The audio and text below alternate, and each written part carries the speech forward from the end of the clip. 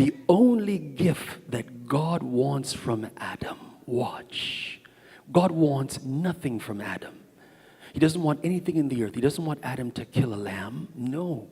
He doesn't want Adam to bring a bullock. He doesn't need a tithe from Adam. He is not asking Adam for a first fruit. He doesn't want Adam to bring an offering. The only gift that God wants is the gift of obedience. That's the only gift that he wants Adam to give to him. The gift of obedience. I said, why would you say that, Pastor?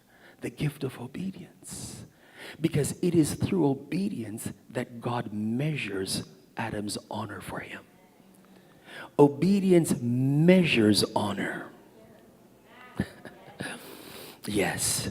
Obedience measures. It's the metric that you put to honor. When you say, I honor someone, it is seen in whether or not you obey that person. It's a metric. Let me show you what I mean. When Paul talks to children in Ephesians 6, he uses the principle. He says, watch, children, obey your parents in the Lord, for this is right. Then watch, he explains it to them. Honor your father and your mother so that your days may be, you know the text, right? May be long.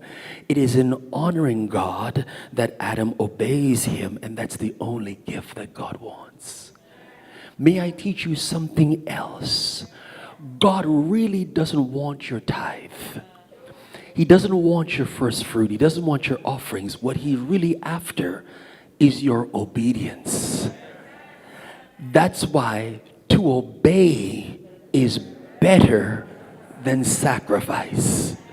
To hearken is better than the fat of rams. 1 Samuel 15 verse 22.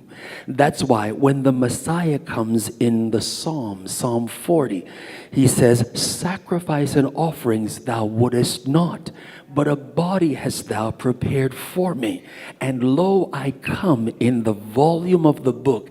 It is written of me, I delight to do thy will, O God. That is what God wants. We are telling God, no, you want our gifts. God doesn't want your gifts. The world needs your gifts. God doesn't need your gifts. God doesn't want your singing. He doesn't want my preaching. The world may need it, but God doesn't need it.